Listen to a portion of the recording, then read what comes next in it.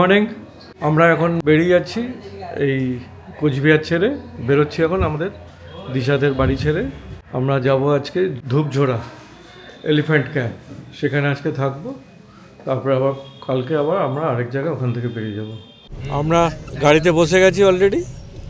আমরা দুজন আছি, পাশে শাশুড়ি মা, পেছনে আমার শালিক পলি, আর ছেলে সামনে, আর সঙ্গে আমাদের পাইলট আছে অনুপ। খুবই ভালো ছেলে, ও আমাদের সঙ্গে এতদিন ছিল। ও আর মজনুদা দুজনে মিলেই আমাদের পুরো ট্যুরটা করিয়েছে এখানে কোচবিহারে। কোচবিহার থেকে আমাদের এলিফ্যান্ট ক্যাম্প দূরত্ব হচ্ছে প্রায় 125 কিলোমিটারের কাছাকাছি। এই একটু পরে আমরা NH-17 উঠে যাব। NH-17 ধরে সোজা বেরিয়ে যাবে, দেখাবো সেটা। এই হাই রোডে আমরা উঠে গেলাম, NH-17 এটা।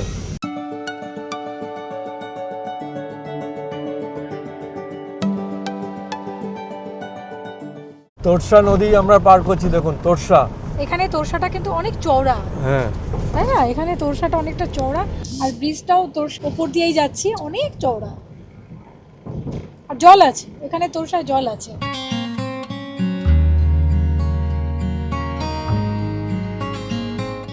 আমরা এখন ফালাকাটার উপর দিয়ে যাচ্ছি। এখান থেকে হচ্ছে 99 কিলোমিটার হচ্ছে শিলিগুড়ি, আবার এখানে দেখাচ্ছে 102। জলপাইগুড়ি 57, এখান থেকে দেখাচ্ছে 2.5 ঘন্টা, প্রায় 70 না 75 কিলোমিটার। আমার সঙ্গে যে ড্রাইভার রয়েছে অনুপ দাস, ওর মোবাইল নাম্বারটা দিয়ে দিচ্ছি স্ক্রিনে। ওর ট্রাভেলসের ব্যবসা রয়েছে, আপনাদের যদি কারোর প্রয়োজন হয় ও সুন্দর করে আপনাদেরকে গাইড করে ঘুরিয়ে দেবে। জটেশ্বর শিব মন্দিরে ঢুকছি আমরা, ওই দেখা যাচ্ছে সামনে জটেশ্বর শিব মন্দির। জটেশ্বর শিব মন্দির দেখতে, দেখুন এখানে কনস্ট্রাকশনের কাজ হচ্ছে। এই হচ্ছে জটেশ্বর শিব মন্দির, নতুন মন্দির হচ্ছে। এদিকটাতে অনেক বড় মন্দির হচ্ছে। এটা বিষ্ণু মন্দির, শ্রী শ্রী বিষ্ণু মন্দির। এটা আগে আমরা শিব মন্দিরটা দেখে নিই। এটা কনস্ট্রাকশন চলছে, এখনো পুরোপুরি কাজ কমপ্লিট হয়নি, চলছে কাজ, দেখুন।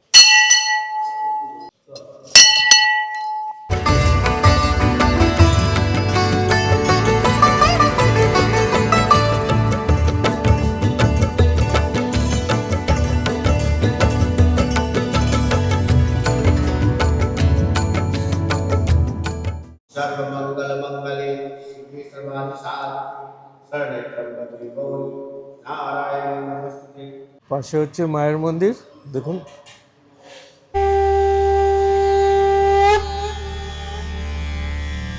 এদিকে হচ্ছে বিষ্ণু মন্দির, ভগবান বিষ্ণুদেবের মন্দির। জগন্নাথ দেব আছে, রাধা কৃষ্ণ। জটেশ্বর বাবা এখানে কিভাবে পূজিত হয়েছিলেন সেটাই আমাদেরকে এখানকার যে সেবায়ত সে ব্যাপারটা বললেন। বাবাকে প্রথম পেয়েছিলেন একটা জঙ্গলের মধ্যে দিঘি কাটতে গিয়ে। সেই কথা রাজার কানে যায় এবং রাজা সিদ্ধান্ত নেয় যে তিনি জটেশ্বর বাবাকে নিজের বাড়িতে এনে প্রতিষ্ঠা করবেন।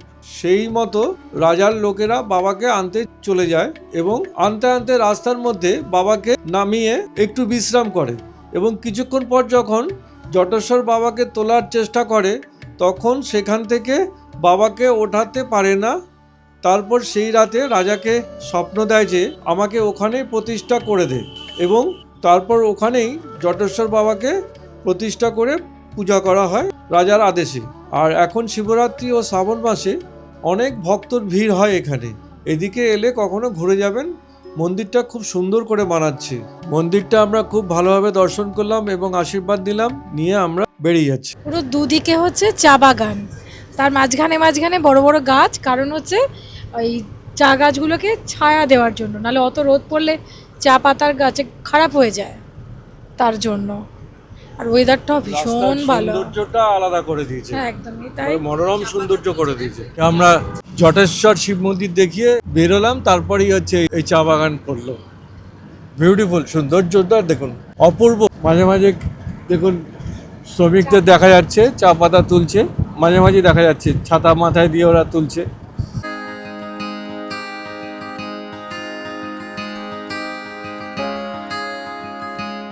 তেলিপাড়া মোড়, এখানে আমরা নামলাম।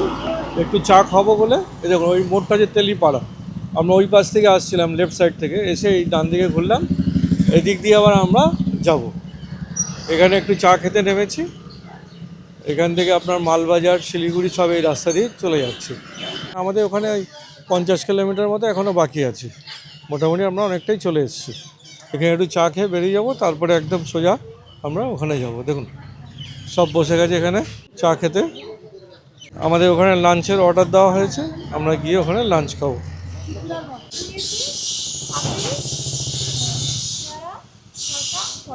তেলিপাড়া থেকে আমাদের কেনা হলো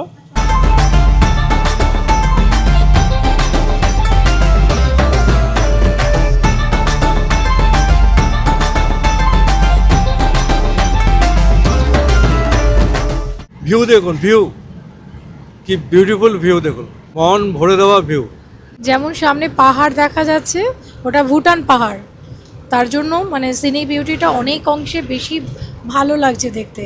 আর দুপাশেতে অ্যাজ ইট ইজ, একদিকে রেল লাইন, একদিকে চা বাগান, আর তার মাঝখানে রাস্তাটা একদম স্মুথ রাস্তা, ওই জন্য অনেকটা বেশি ভালো লাগছে দেখতে।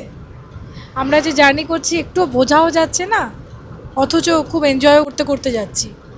অনেকটাই রাস্তা এলাম, আর বিশেষ বাকিও নেই।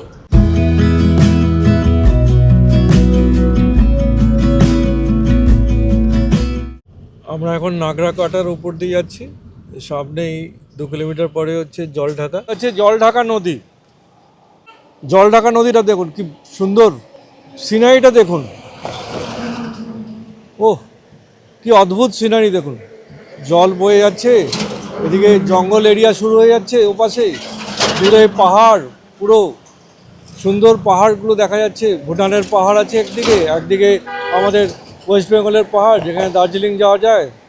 অদ্ভুত সুন্দর দেখুন।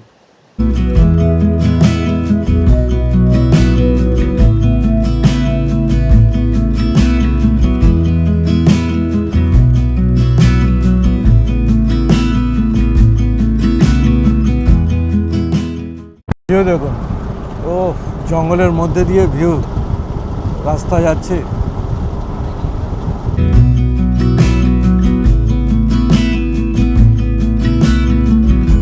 Gorumara elephant camp. আমরা এই ক্যাম্প কাম রিসোর্টে এসে উঠলাম। দেখুন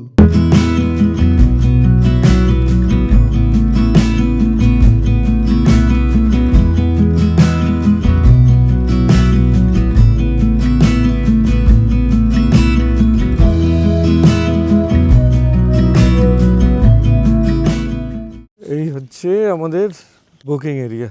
চারিদিকে হচ্ছে চা বাগান, আর ওই দিকটা হচ্ছে ফরেস্ট, পুরো জঙ্গল।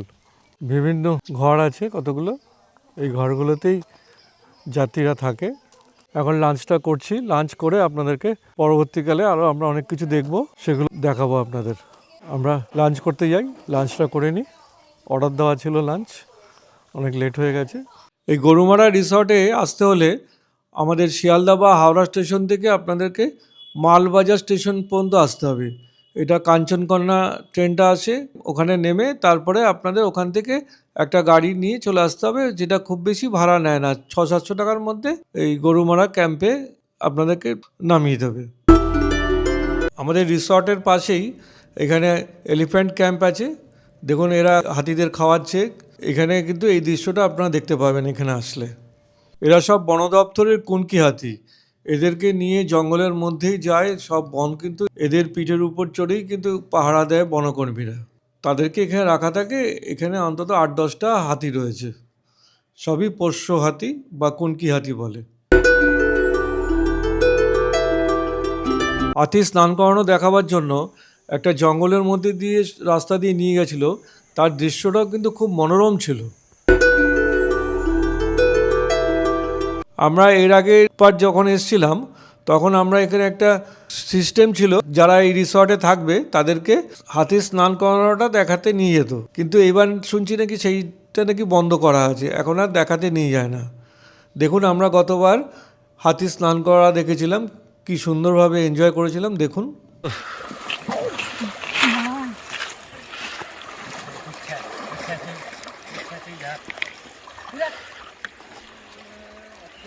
এদিকটা শুয়ে দাও।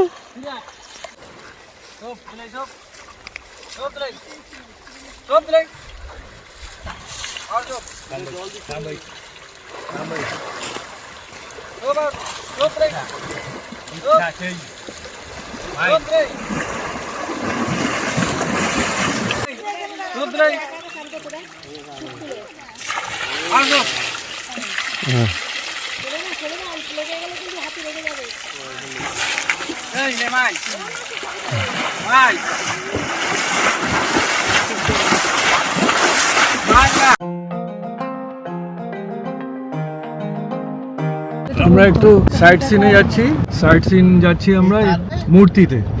এই যে আমরা মূর্তি ঢুকে যাচ্ছি। এইখানেই এই মূর্তি নদীর পাশেই দুটো রিসর্ট আছে, একটা হচ্ছে বন দপ্তরের আছে, বনানী বলে, আরেকটা হচ্ছে ওয়েস্ট বেঙ্গল ট্যুরিজম গভর্নমেন্টের মূর্তি ট্যুরিজম প্রপার্টি। ওটাও খুব সুন্দর প্রপার্টি, আমরা এর আগেও ওখানে ছিলাম, এর ভিডিও আছে, আপনারা দেখে নিতে পারেন।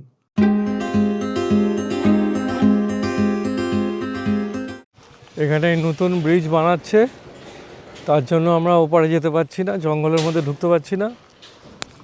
এখন মূর্তি নদী, আমরা ওপারে যেতে পারছি না এই কারণে, নতুন ব্রিজ বানাচ্ছে। এটা পুরনো ব্রিজ ছিল, ওটাকে ভেঙে নতুন ব্রিজ বানাচ্ছে। ওপারটা একদম জঙ্গল পুরো।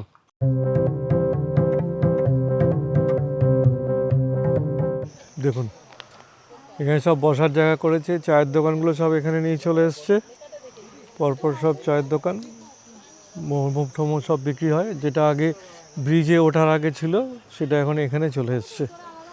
আমরা যখন এসেছিলাম এর আগে তখন পুরনো ব্রিজটা ছিল, ওখান দিয়ে আমরা পেরিয়ে ওখানে জঙ্গলের মধ্যে ঢুকতাম, অনেকবার ঢুকেছি জঙ্গলের মধ্যে। এত ভালো লাগতো জঙ্গলের ভেতরে, ওই ড্রাইভটা সুন্দর লাগতো। কিন্তু এখন যেহেতু বন্ধ, যেতে পারছি না, ব্রিজ হচ্ছে, পুরো রাস্তাটাই বন্ধ করে রেখে দিয়েছে। তার জন্য ওরা আবার একটু দূরে একটা বানিয়েছে, যেখানে সবাই এসে এখানে সময় কাটাবে। আই লাভ মূর্তি। একটু ডাব খাই। ডাব কত করে দিচ্ছ? 65। আমরা বসে আছি মূর্তি নদীর পাড়ে, সামনে দিয়ে মূর্তি নদী বয়ে যাচ্ছে।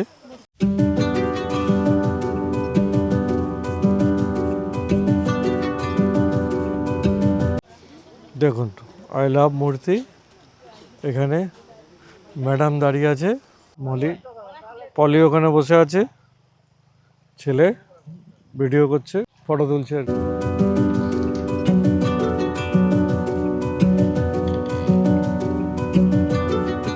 আমরা এখানে পাকোড়া খেলাম,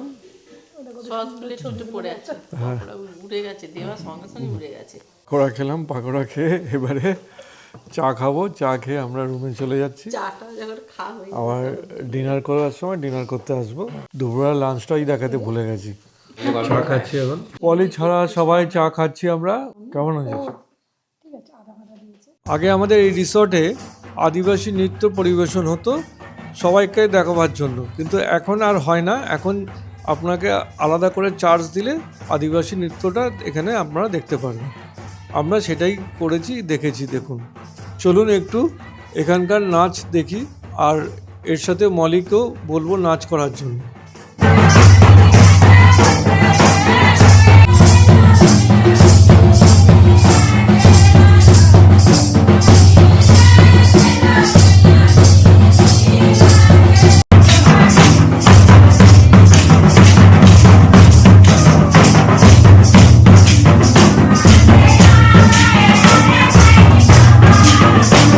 দেখুন আপনাদের পছন্দের মলি ওদের সাথে নাচে সামিল হয়েছে।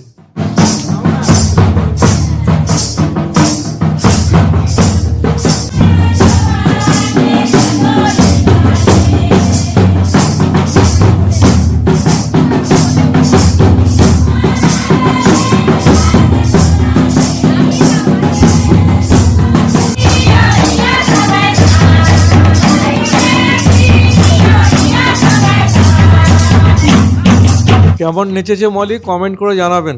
আমরা ডিনার করলাম বাঁধাকপির তরকারি, ডাল, বেগুন ভাজা, আর আমরা নিয়েছিলাম দুটো ফিশ কারি, একটা চিকেন কারি আর দুটো ডিম কারি। এই হচ্ছে আমাদের ডিনার ছিল। এইটা আছে সকালে ব্রেকফাস্ট থেকে ডিনার পর্যন্ত। ব্রেকফাস্ট দেবে, লাঞ্চ দেবে, সন্ধ্যেবেলা পাকোড়া আর চা, আর রাত্রিবেলা ডিনার। এই সব শুদ্ধ হচ্ছে পার হেড 550 টাকা করে নিচ্ছে।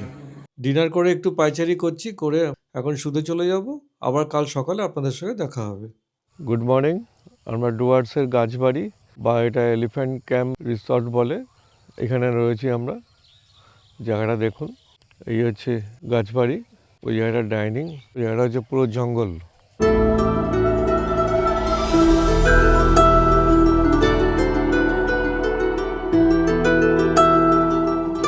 ওই পেছন দিকে সব চা বাগান পুরো ভর্তি।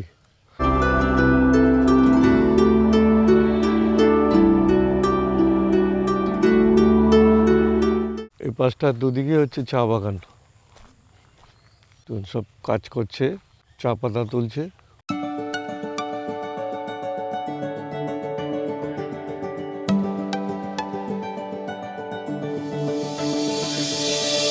कोई तो है खुदा जिसकी दुआ से हो तुम मेरे दिल में सदा। এটা খালি যারা থাকতে পারে তাদের জন্য এন্ট্রি। এখান থেকে সাফারিও হয়, এলিফ্যান্ট সাফারি। ওটা হয় আপনার, আজকে আমাদের বৃহস্পতিবার, আজকে আমরা সাফারি করতে পারবো না, সাফারি বন্ধ আছে। এটা বৃহস্পতিবার বাদ দিয়ে বাকি দিন হয়। 1200 টাকা করে নেয়। এখান থেকে জঙ্গল আরম্ভ। এই তারগুলোতে সব কারেন্ট দেওয়া আছে, দেখুন সৌর বিদ্যুৎ বেড়া লেখা আছে, যাতে হাতি ঢুকতে না পারে, প্রোটেকশন দেওয়া আছে। এই হচ্ছে হাতিদের থাকার জায়গা। ফরেস্ট ডিপার্টমেন্টের অনেকগুলো হাতি আছে, এগুলো এখন বেরিয়েছে ভেতরে টহল দিতে, জঙ্গলের ভেতরে। এই রিসোর্টটা আমরা বুক করেছি ফরেস্ট ডিপার্টমেন্টের একটা বুকিং অ্যাপ আছে, সেখান থেকে করেছি। ওয়েস্ট বেঙ্গল গভর্নমেন্টের ফরেস্টের অ্যাপ আছে, সেটা আমি লিঙ্কটা দিয়ে দেবো ডেসক্রিপশনে, আপনারা দেখে নেবেন। ওখান থেকে আমরা বুক করেছি। এটা আমাদের 2200 টাকা per day per room plus GST 5%। রুমে 2 জন থাকতে পারে, 3 জন পর্যন্ত ওরা অ্যালাউ করে দেয়, কিছু বলে না। উঠছি আমি ঘরে, ম্যাডামরা সব চা খাচ্ছে। ও বেডটি, এটা বেডটি দিয়ে গেছে। এই হচ্ছে রুম। বাথরুমটাও খুব ভালো বাথরুম।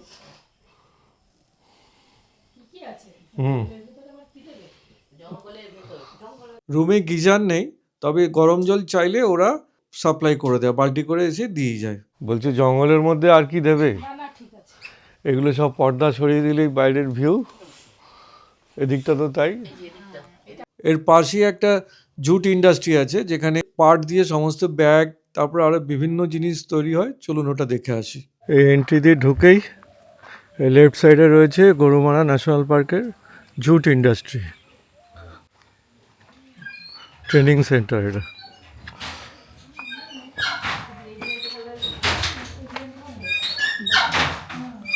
তৈরি হচ্ছে জুটে।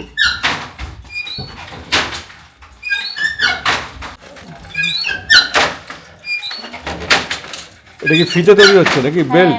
বেল্ট ব্যাগের ফিতে তৈরি হচ্ছে। বিভিন্ন জিনিস তৈরি হয়, কার্পেট থেকে আরম্ভ করে কাপড় সবই এখানে তৈরি হয়। আচ্ছা আচ্ছা, 1300 টাকা দাম। এটা খুব সুন্দর ডিজাইনটা।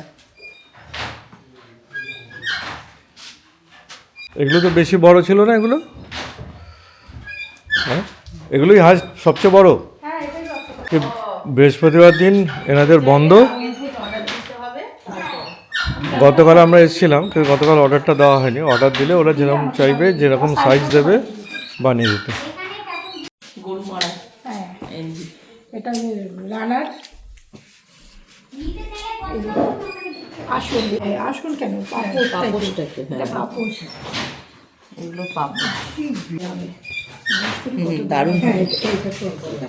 এটা নিচে হবে, ঠিকঠাক হবে। হ্যাঁ একদম।